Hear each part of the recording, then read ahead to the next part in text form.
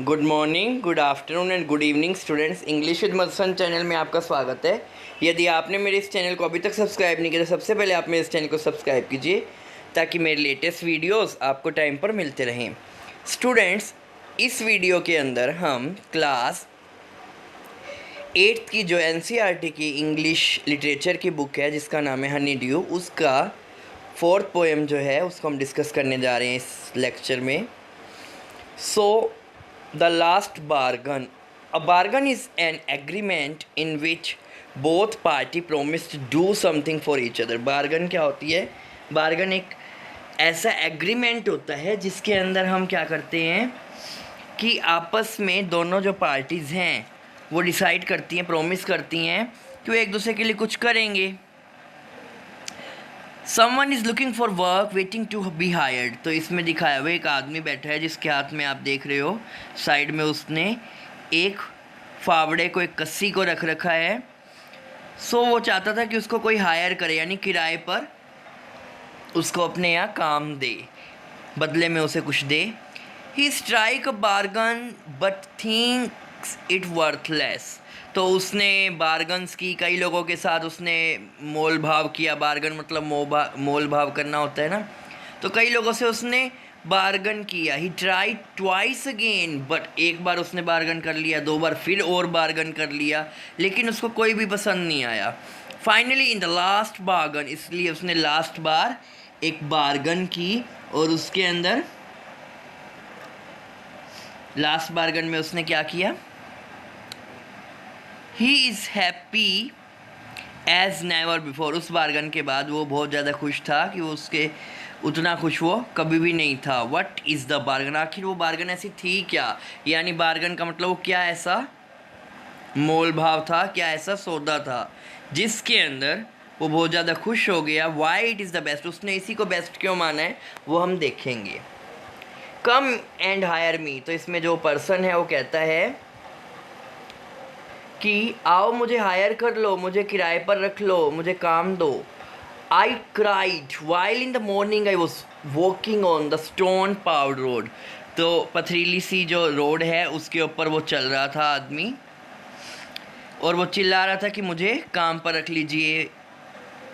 शाउड in the hand the king came in his chariot. तो राजा क्या है, अपने रथ के अंदर आते हैं और उनके हाथ में तलवार थी।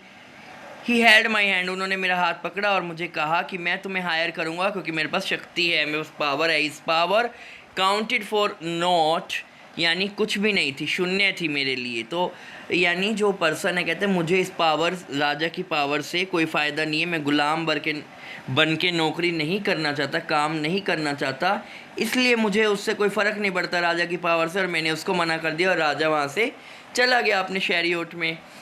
इन द सेकेंड पैराग्राफ में, in the heat of the mid day the house stood with shut door, क्योंकि दोपहर का समय था और उस समय गर्मी पड़ रही थी, इसलिए जो सारे घर थे वो बंद थे। I wandered along the crooked lane, तो वहाँ पे जो टेढ़ी मेढ़ी सी गलियाँ थी उनके अंदर से मैं इधर उधर घूम रहा था। An old man came with his bag of gold, एक बूढ़ा आदमी आता है जिसके पास सोने से भरा हुआ एक थैला था। ही pondered and said I will hire you with my money, तो उसने कहा कि मैं तुम्हें हायर कर लूँगा क्योंकि मेरे पास बहुत सारा पैसा है, मेरे पास सोना है। ही वेड हिज कॉइन्स, उसने क्या किया, उसने अपने कॉइन्स को एक एक करके तोलना शुरू किया, उसका वेट करना शुरू किया। But I turn the wait, लेकिन मैंने उसको मना कर दिया, मेरे लिए सोने से भी कोई मतलब नहीं था, उस पैसे से मुझे कोई मतलब नहीं था क्योंकि उसके पैसे से वो मुझे अपने पैसे से दबाने की कोशिश करता। तो मैंने उसको भी वहाँ से भेज दिया। अब थर्ड टाइम क्या है, it was evening the garden hedge was all flower. तो ये इवनिंग का समय था और जो गार्डन की बाड़ थी, यानी बाड़ा जो बना हुआ था, दीवार थी, वो पूरी फूलों से लदी हुई थी। द फेयर मेड केम, तो वहाँ पर एक खूबसूरत लड़की आती है, फेयर मेड आती है, सुंदरी आती है। And said I will hire you with a smile, मैं तुम्हें एक स्माइल के साथ हायर कर लूँगी। और smile paled and melted into tear, लेकिन वक्त के साथ जो ये स्माइल है वो ख़त्म हो जाती है और वो आंसुओं में बदल जाती है, परिवर्तित हो जाती है।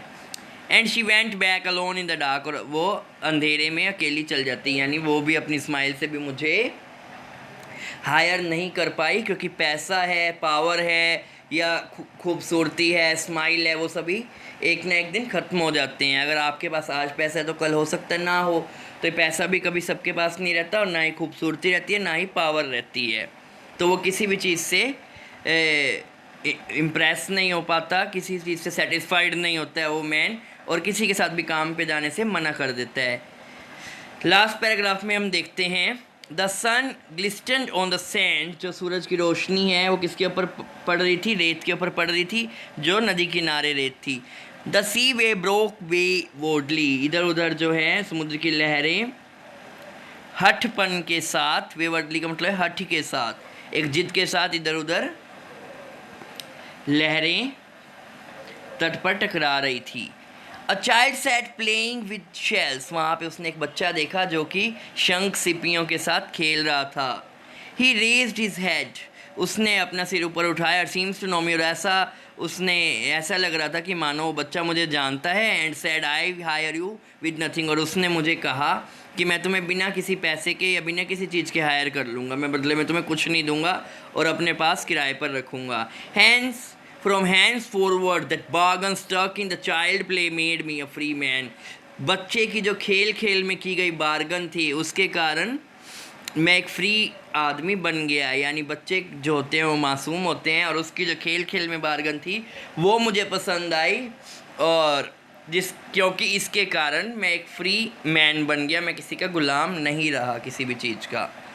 ये जो पोएम है वो रविंद्रनाथ टैगोर ने लिखी है। आशा करता हूँ जो मैंने आपको पोएम का एक्सप्लेनेशन दिया है वो आपको पसंद आया होगा। वीडियो पसंद आए तो इसे लाइक कीजिए, चैनल को सब्सक्राइब कीजिए, और साथ में कमेंट कीजिए, शेयर कीजिए। Thanks for watching the video.